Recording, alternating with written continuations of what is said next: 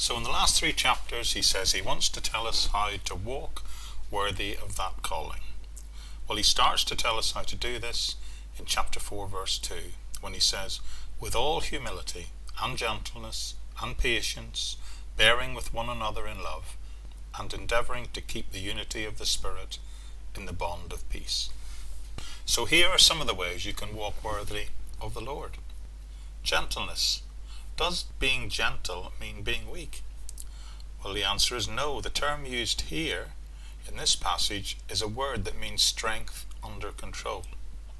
So are you patient? Are you under control? Or would you say that you have a tendency to be impatient?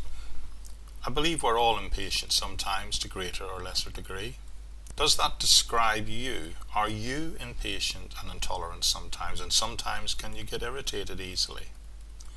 Well, Paul is saying, if you want to walk worthy of a relationship that you have with Jesus Christ, then the way to start is by being gentle, by being patient, and bearing with one another in love. He goes on to say, but also endeavouring to keep the unity of the Spirit in the bond of peace. But what he does at this point is he describes that unity by saying that there is unity within diversity in the church. We are each given individual different spiritual gifts, but all of these gifts are given to help bring us all to spiritual maturity.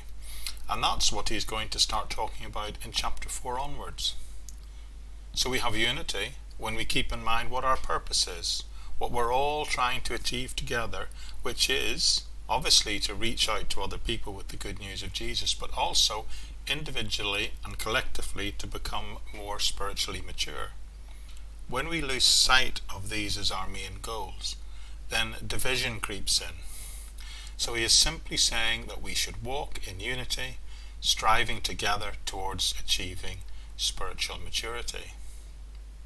Then he continues in the rest of chapter 4 and he talks about how we ought to walk in righteousness. Now this is very important.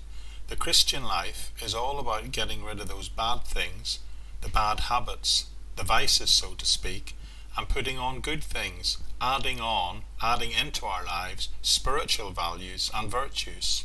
And these things are given to us and empowered by the Holy Spirit. Then he gets very, very specific about the sort of things that we need to stop doing.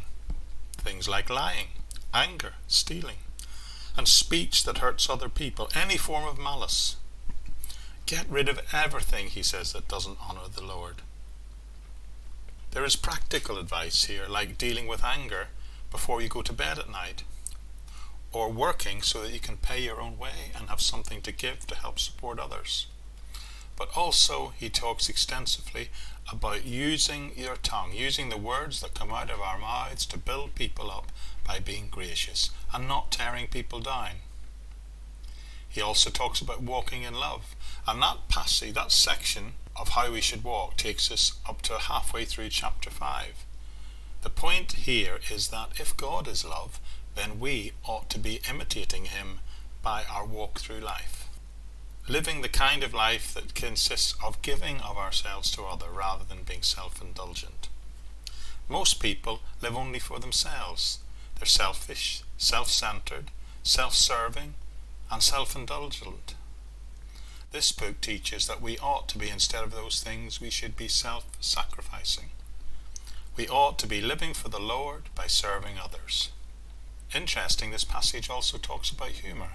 This is one of the few places in the Bible that talks about humour. You see, we can use our sense of humour to hurt people, which is why it tells us to be careful with foolish jesting, as it is called. Don't do that, it says. Be loving. Don't hurt people with your sarcastic wit, or what we would today call put-downs.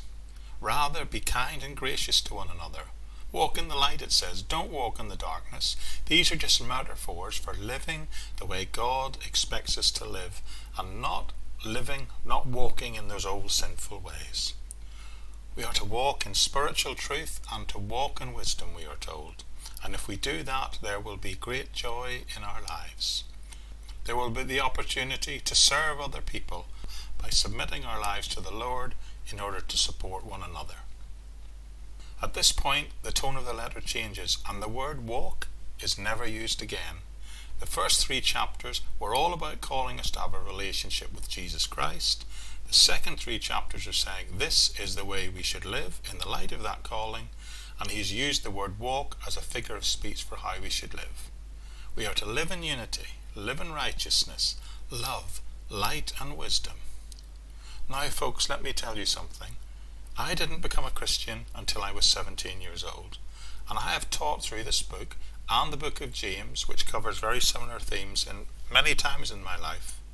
I first did it as a series back in the 1990s, and then I did it in a church setting a few years ago. And then of course I've done it recently through the podcast.